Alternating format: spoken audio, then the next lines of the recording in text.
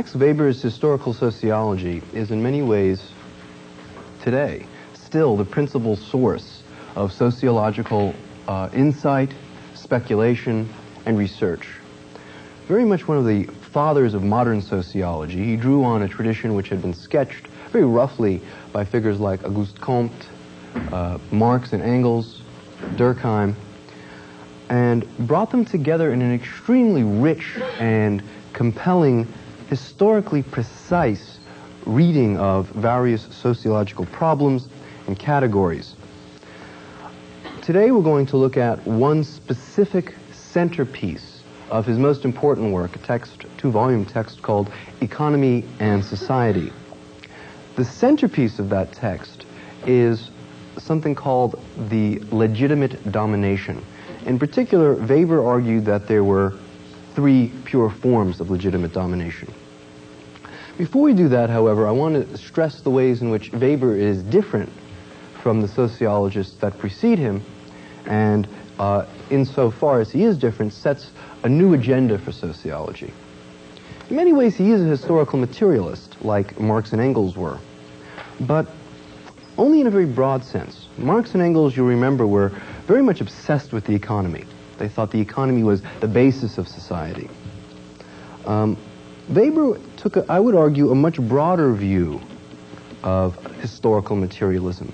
He said the economy and economic action is only one species, one particular form of a larger phenomena, which is the basic medium of all human interaction and exchange.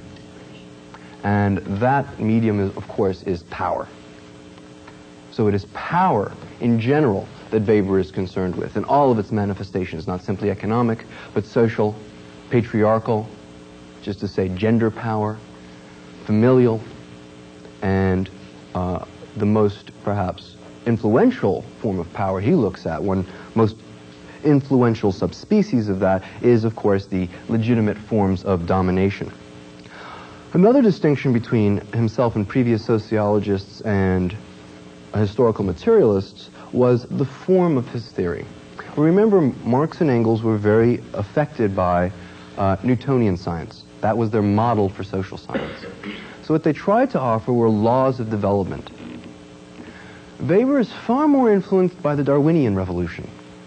So what he offers, as opposed to the sort of deductive laws one would expect from physics, is rather the taxonomic schemes of categorization that one finds in biology. And these taxonomic schemes allowed Weber to do something we would call cross-historical analysis, which is to say, he would find a positive scheme and then look at it, how that scheme worked out in different historical epochs, within a single culture, and then in different geographic areas. How, for instance, one form of authority, which was essentially the same in, say, China and India in a certain period, took on distinct forms because of, say, geographic factors or economic factors in those societies. Weber also sought, far more so than any other sociologist before or since, a value-neutral analysis of sociology. He was passionately committed to the doctrine that there should be no passion in sociology.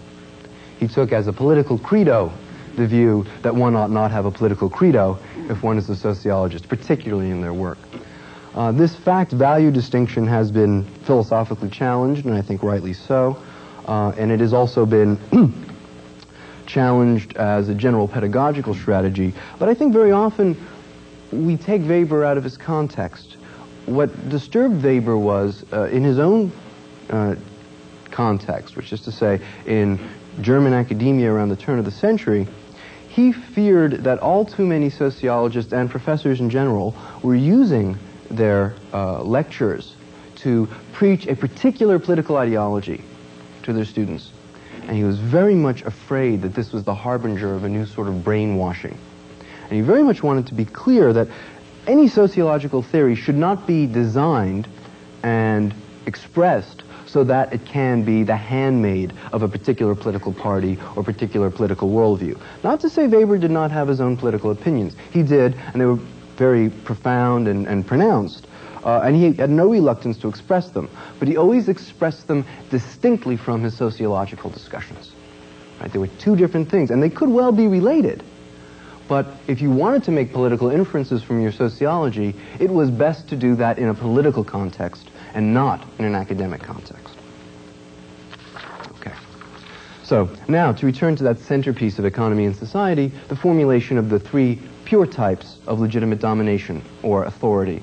And the word in German is Herrschaft, and will become very important in the next lecture. Weber defines domination as, and I quote, the probability that certain specific commands, possibly all commands, will be obeyed by a given group of persons. So it's a purely behavioral criteria, purely observable. Domination is therefore only one particular species of power. And while it might be partially supported by, say, for instance, custom, it is customary, for example, to follow orders and to do what authorities say. It might be supported by personal material interests. If one works for an authority, one has an interest in supporting that authority. It might even be supported by an ideal goal of solidarity, right? To follow authority is, fundamentally, in some sense, to bring society together, to become one with one's community. He says all of these things do, in fact, support authority, but none of them are sufficient to support authority. Legitimate domination. Only the belief in the legitimacy of the given form of domination is sufficient to fully support and enable that form of power. Now, domination, or the rule over a considerable number of persons, requires something Weber called a staff, right? A group of persons who are the agents of the ruler. And thus it is really fundamentally a three-place relation between a ruler, a staff, and subjects. Now, the point is that as the type of legitimate domination varies, so with it varies the kind of administrative staff we can expect to find under such domination, the type of obedience that we can expect from the subjects and the staff, and finally, the very mode of exercising such authority. Thus, types of domination for Weber are classified according to their claim to legitimacy. What are the grounds of the legitimation of this sort of authority? And he basically says there are three such grounds, right? Three ways of legitimating any particular authority. The first is rational grounds. These rest on the belief that the enacted rules are legal in some sense, and that those who are elevated to authority have a right to be elevated to that authority under the rules of such legal stipulations. And in fact, they have the legal right to issue commands. And Weber calls this form of domination legal authority. The second form of legitimate domination, or second ground, I should say, for legitimate domination are what he calls traditional grounds. And these rest on the belief that that there is a sanctity to immemorial traditions, what we might call the good old ways, and that there is a legitimacy of those who exercise authority under them according to the good old ways. And this Weber calls traditional authority. And finally, the third form, or the third grounding for authority, is what he calls charismatic grounds. And this was, in many ways, the most startling innovation of Weber's, the positing of charismatic authority. This form of authority rests on devotion to the exceptional sanctity, heroism, or exemplary character of an individual who is said to have, quote, charisma, and the normative pattern or order that is revealed and expressed, perhaps even ordained by that figure. And that is, of course, charismatic authority. I will give you some detail as to each of these various forms of authority, but first I want to make some sort of general comments about them so that they're not misunderstood. First, it ought to be noted, these three forms of authority are not always found in their pure form, right? In fact, they're archetypes, like Jungian archetypes. They're posits of a pure, natural sort of model, as opposed to an actual specific historical phenomena. They're not mutually exclusive. In fact, we should expect to find in any given institution or organization that there may well be more than one mode of legitimating authority. In fact, within any society, we'll find that there are different modes of legitimation for different institutions and organizations. But here, I think, is the really fascinating part of, and the real strength of Weber's posit, is that these three forms of domination range over all the imaginable institutions in any given society. And when I say that, I don't simply mean government institutions. The family is an institution, isn't it? And it has, in different epochs, different grounds of legitimation. Private social clubs, right? The Elks Lodge or Freemasons are institutions which are subsumed under one of these three categories of domination. Political parties, state institutions, courts, and even military organizations have their own distinct modes of legitimation. They draw on one of these three pure types or mix them. Okay. Let us then turn to legal authority. Its purest form is that with a bureaucratic administrative staff. And that is, as it were, the archetype of legal authority. Now, the first form that it took, actually, was not quite pure. It had a collegial staff. And indeed, one can think of, say, the British Parliament originally as just that. The king is the ruler, and lords and commons are the collegial staff. He says that's not the pure archetype. That's a transitional phase. The pure archetype is when that staff is purely bureaucratic. And this pure type of legitimate authority rests on 5 basic beliefs. The first is that any legal norm can be established by agreement or imposition on the basis of expediency or, quote, morality. And at least the members of the organization, which is to say the staff, must obey. Right? As long as that is internalized by the staff, that's one of the 5 basic presuppositions or beliefs that legitimate legal authority. The second is that every body of law is believed to be a consistent system of abstract rules which have been intentionally created. Right? Hence the need for legislative law as opposed to, say, common law, which is purely based on tradition. The third belief is that even the officials of the bureaucratic staff and the ruler are subject to the universal legal norms. And we have an excellent example in our own legal system in that our judges and our government officials are all impeachable if they violate the laws which they rule over. Fourthly, a person who obeys authority does so as a, quote, member of the organization. And what is obeyed is not the ruler, but the law. Right? The ruler is simply the carrier, the bearer of the law. It is the law itself which one obeys. And of course, if you think about American legal practice, it's quite clear you don't obey the judge. The judge tells you the law, you obey the law. Fifthly, and finally, members of the organization obey superiors solely as placeholders in an impersonal order. This will become very important when we contrast this with traditional authority, because it is not a tie of personal loyalty which creates obedience. You do not obey your boss because, well, I really admire this guy and anything he says is fine by me. You obey him because he fills a specific spot in a hierarchy and acts according to the rules imposed by that hierarchy. So you're actually obeying the rules, not the person. And it is characterized by 7 features. First, there is a continuous rule-bound conduct, right? Which means that not only is the legal authority constantly being imposed and enacted, but it is constantly being imposed and enacted on the basis of written rules, formulated rules. Moreover, such legal authority has a very specified sphere of conduct written into the rules, right? There's a domain in which legal authority can intrude and a domain in which it cannot. And that's very clearly specified. It is also characterized by a hierarchic officialdom, right? There are no overlapping jurisdictions.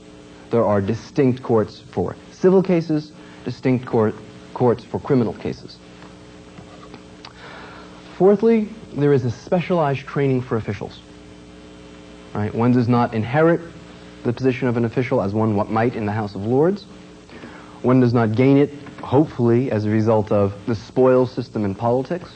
That's a previous mode of domination. There is always specialized training. One must go to law school for a certain number of years. One must take training to pass a civil service exam, a foreign service exam, etc. There is a sharp disjuncture between staff members and owners. This is very, very important, because consider a corporation, right, which is based on legal bureaucratic staff. It's essentially the same mode of domination. Therein, the people who staff the corporation are not the same as the owners, and it would be a conflict of interest if they were. The owners are the shareholders, right? The CEOs and the various corporate officials are the staff members. Right, so that has to be that very strong disjuncture so that you can follow rules as opposed to follow interest. And of course that implies a salaried compensation for the staff, right? That the staff will not be paid on the basis of, in a corporation for example, profit, but rather a fixed salary based on the proficiency of their work. And this results in career orientation, which is extremely important for civil service. Right? This is a career you're into for your life. And finally, the seventh requirement is written orders. I can't stress this enough, and neither could Weber. The reason is that if you have spoken orders, then you will not have a record of them.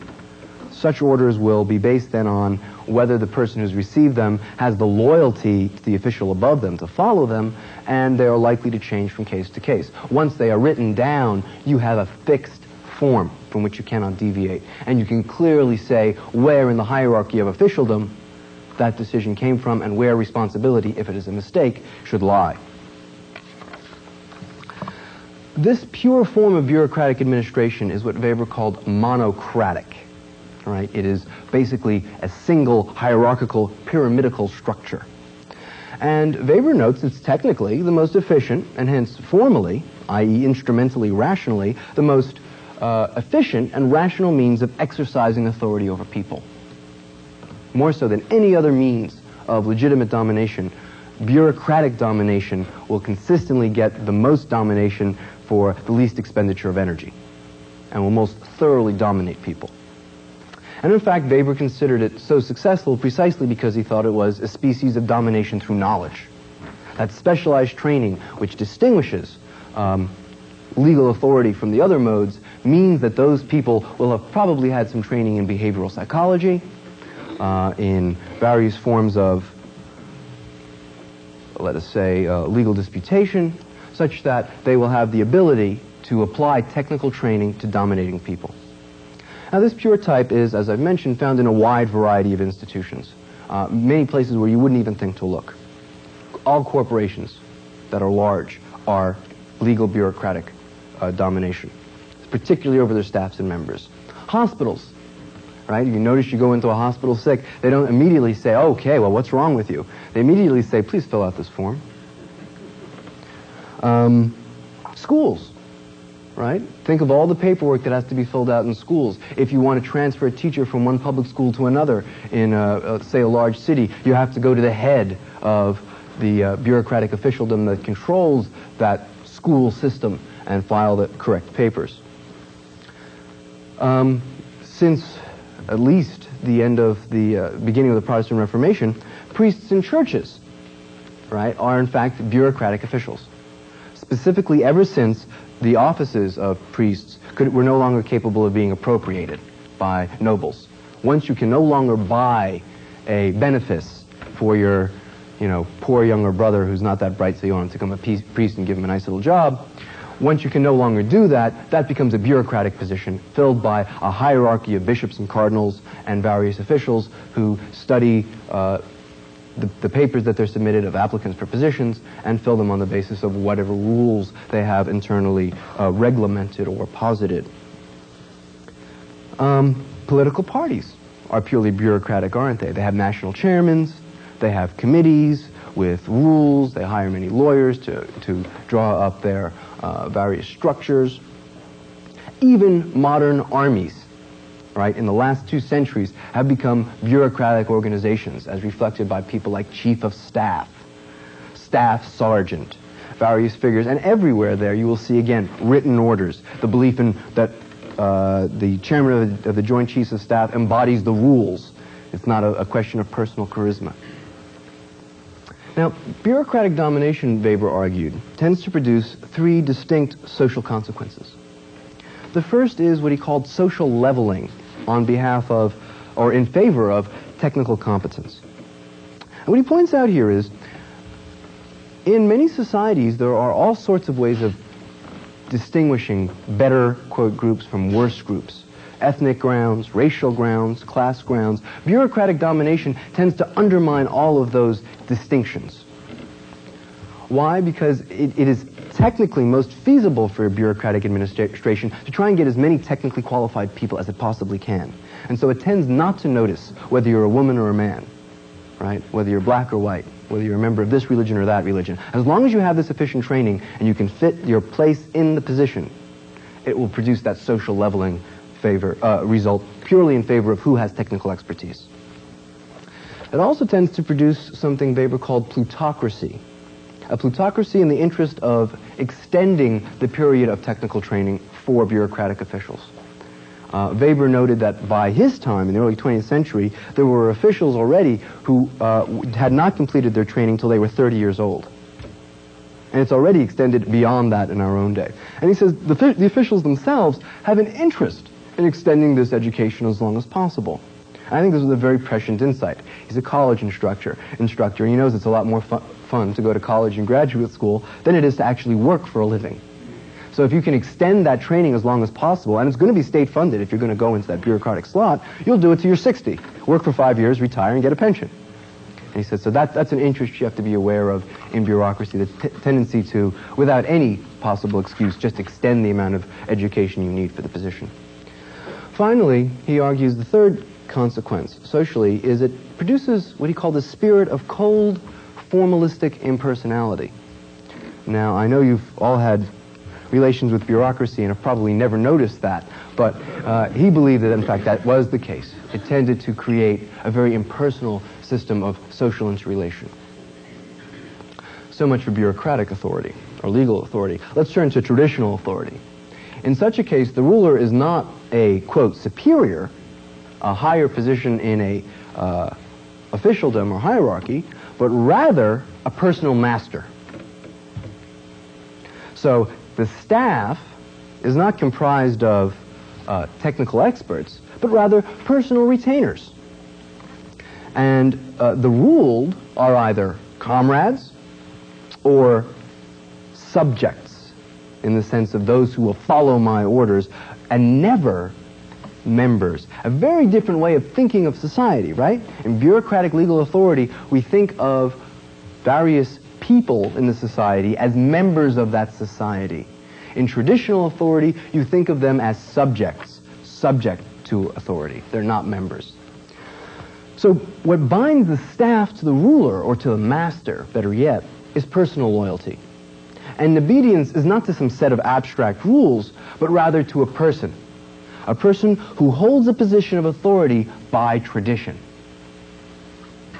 Some of the master's actions, in fact, are bound by tradition. And this suggests a real limitation to what the master can do, and a significant limitation. If he ever goes beyond his traditional rights, there is a danger that he will foment something that he called a traditionalist revolution. Right? Consider, for example, the various movies you've seen about the story of Robin Hood. Robin Hood is a traditionalist revolution. Right? He's not arguing for a new system. He's not arguing for we have to create a better society. He's saying, you've deviated, King John, from the good old ways. You've encroached on traditional rights of Anglo-Saxons. So we're going to go back to the good old ways. That's a traditionalist revolution. Most peasant revolutions are traditionalist revolutions. They don't want to create a new society. They fear that the master is trying to create a new society. They want to go back to what they know and are comfortable with. Clearly, in such a context, the creation of law by legislation is just out of the question, right? The only thing that bears legitimacy are the good old ways. If you want to create a new law in traditional authority, what you have to do is get some scribe to go over the old law books and find a precedent 3,000 years ago and say, you know, we haven't been following the good old ways for the last 200 years. We have to go back to the right ways.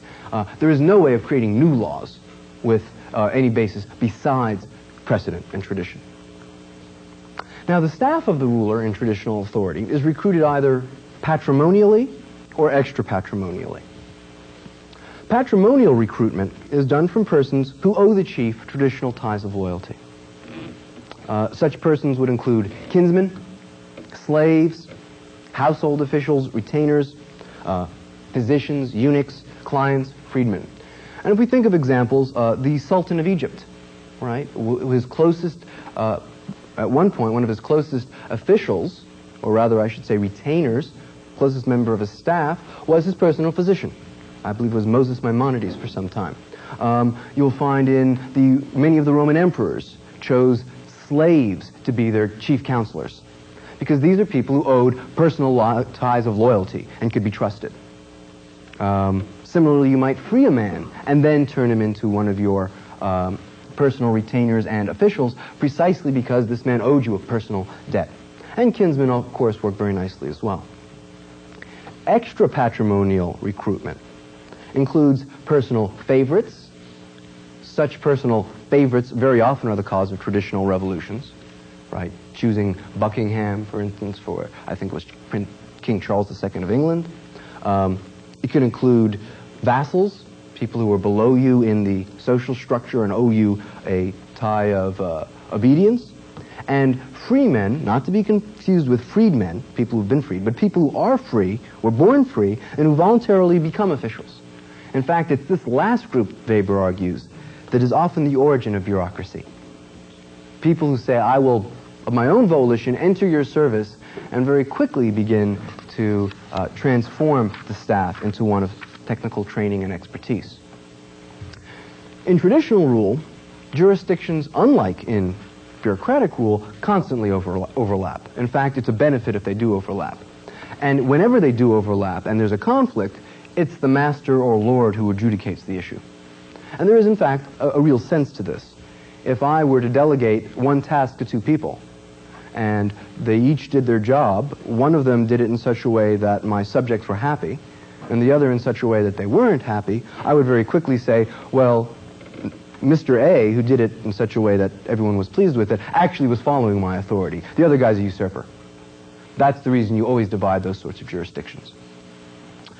Obviously, rational or technical training for such officials is just out of the question.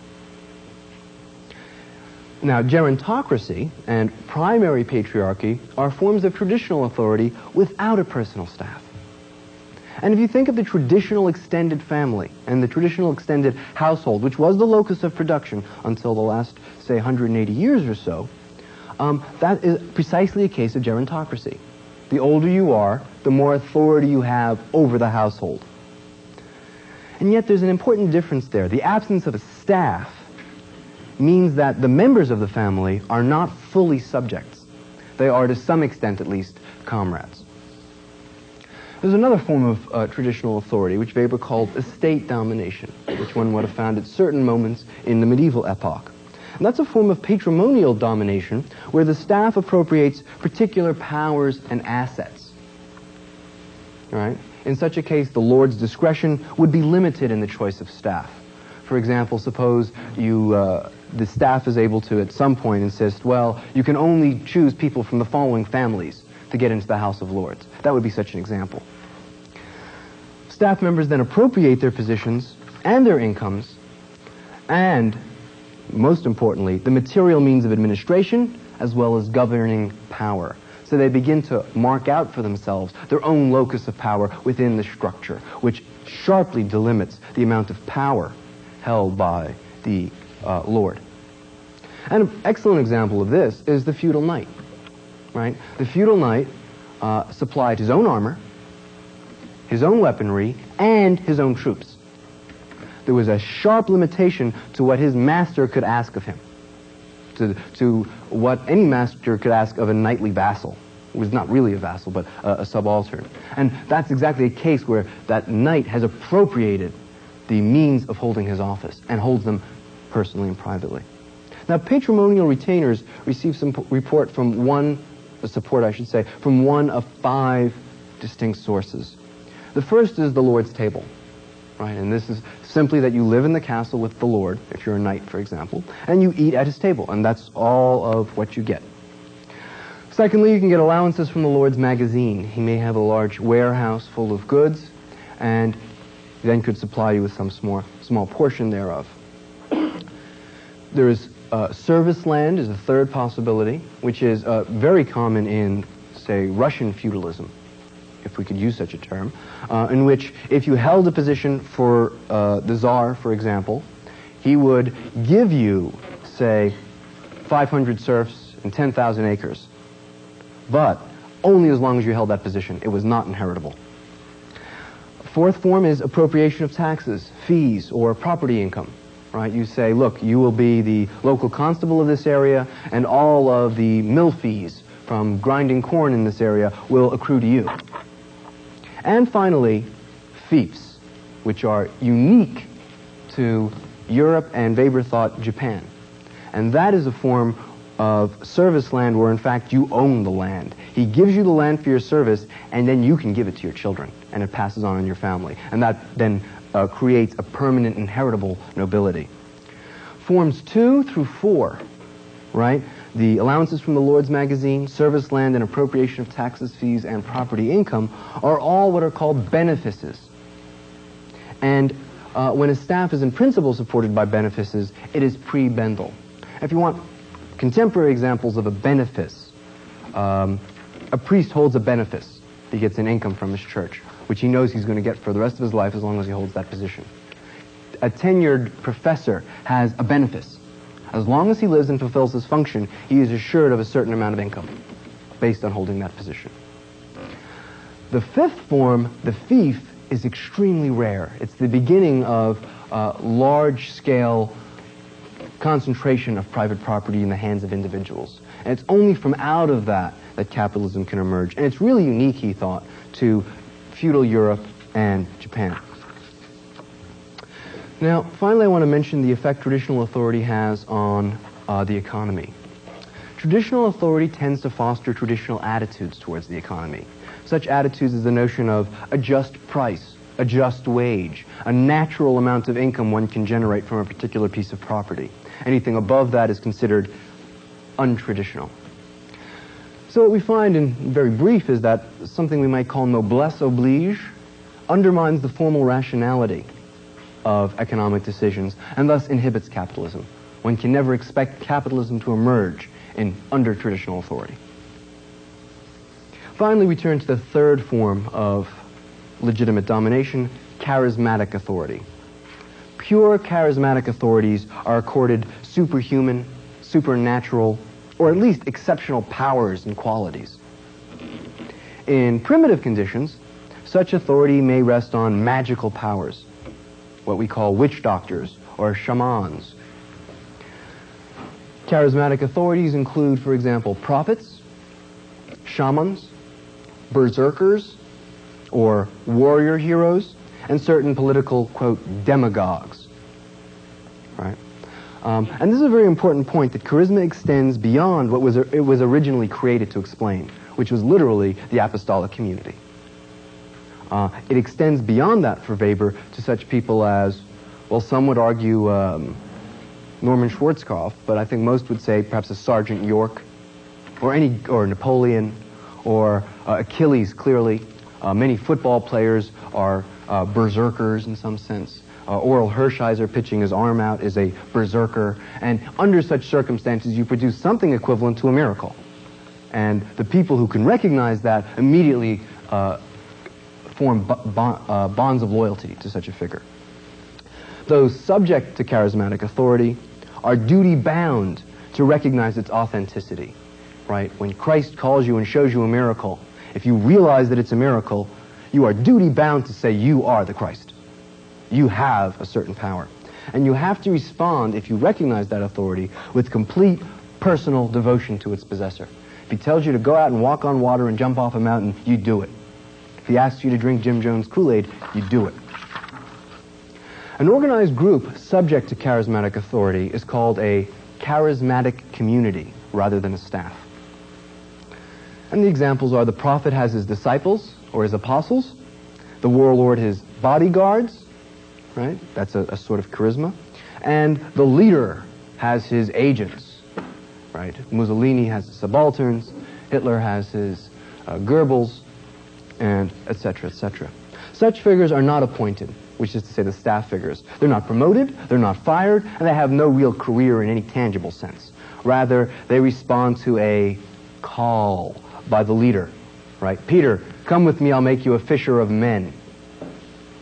And they do so solely on the basis of their own charismatic qualifications and the recognition that this person has even more charisma than the subaltern. There is no hierarchy in the charismatic community. Everyone within the charismatic community lives in communistic relations with the leader.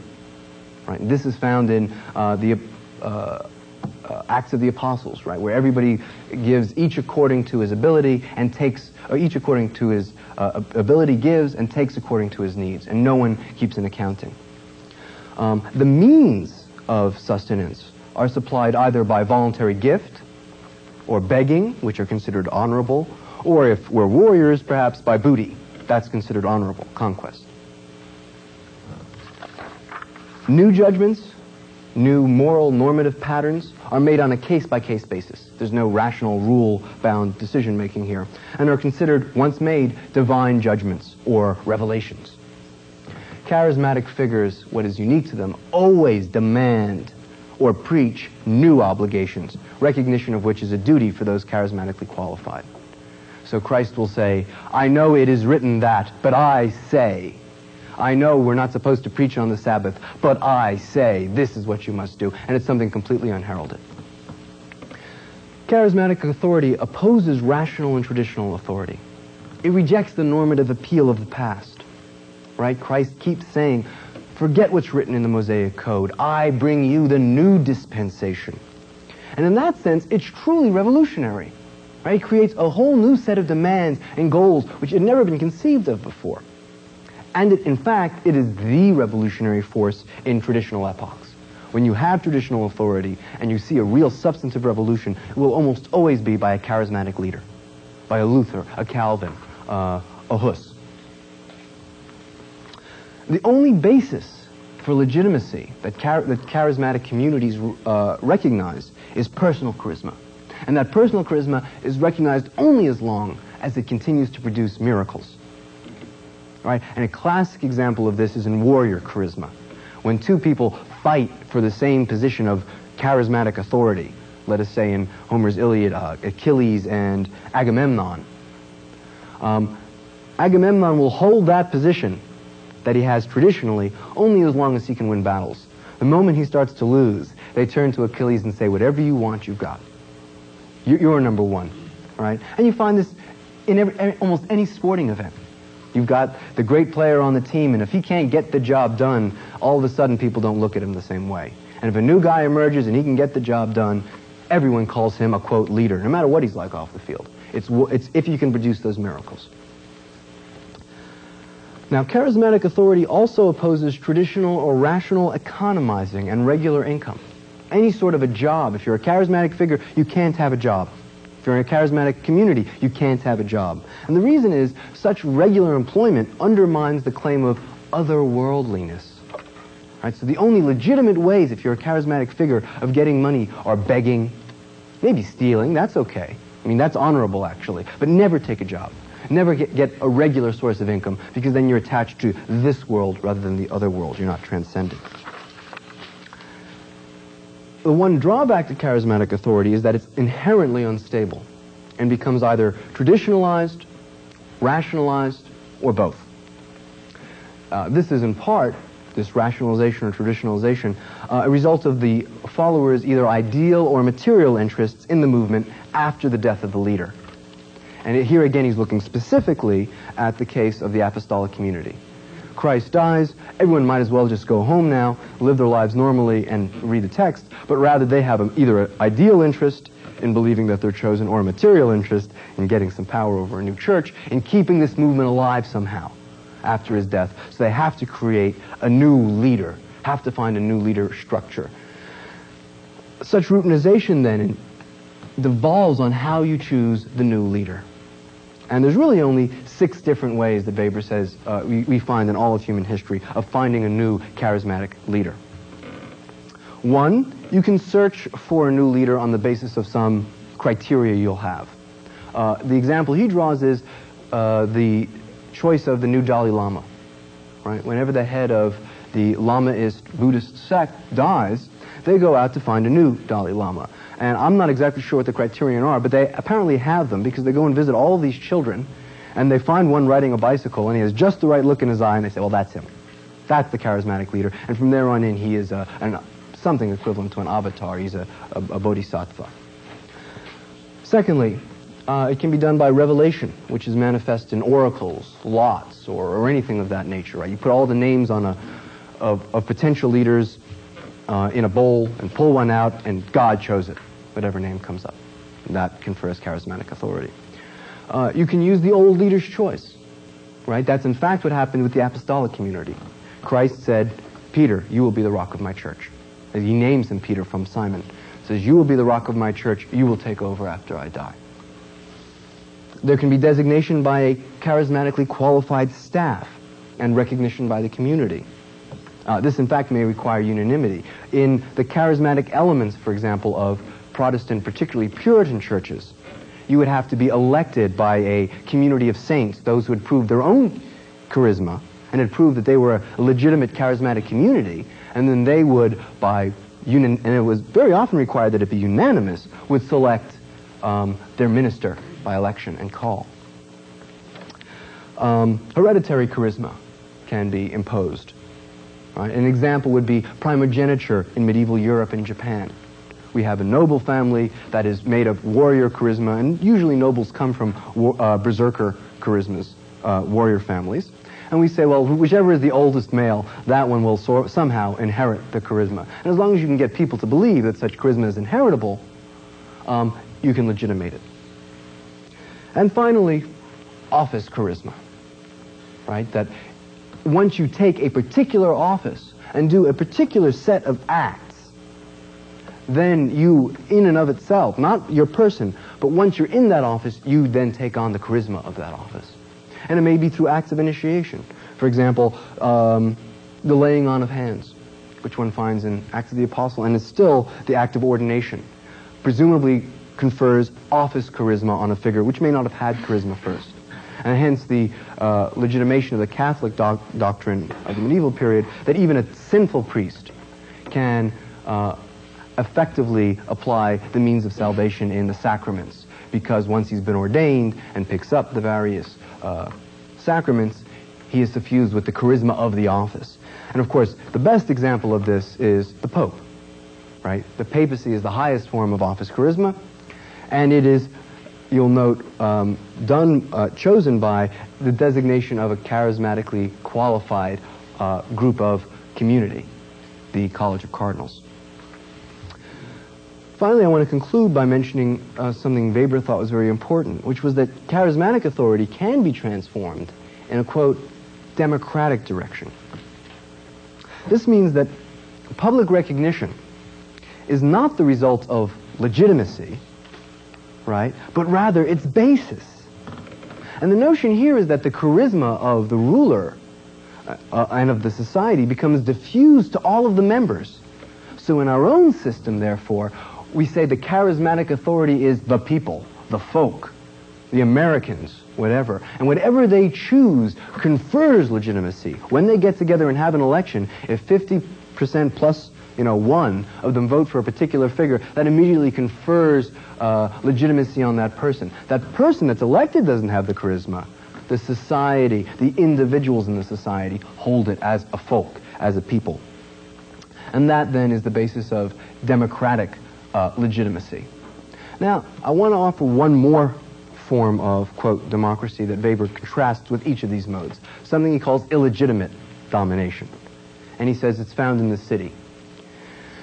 For him, what we would call Republican government, democratic republicanism, is not a legitimate form of domination, because it's not domination at all. What you really have is what he called, what originally occurred in the Greek city-states, in the cities of medieval Europe, of the Hanseatic League.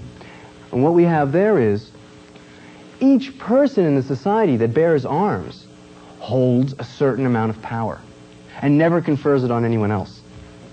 So we never legitimate domination because we don't have it. Each of us is the power holder. And in that sense, whenever our governments do something we don't like, we simply yank them out of office. And that was the contrast that he set up towards these pure legitimate forms of domination. And while he tried not to be political, I think it was very clear that he was afraid that rational domination, rational authority, would come to dominate this century and eliminate the possibility of the city.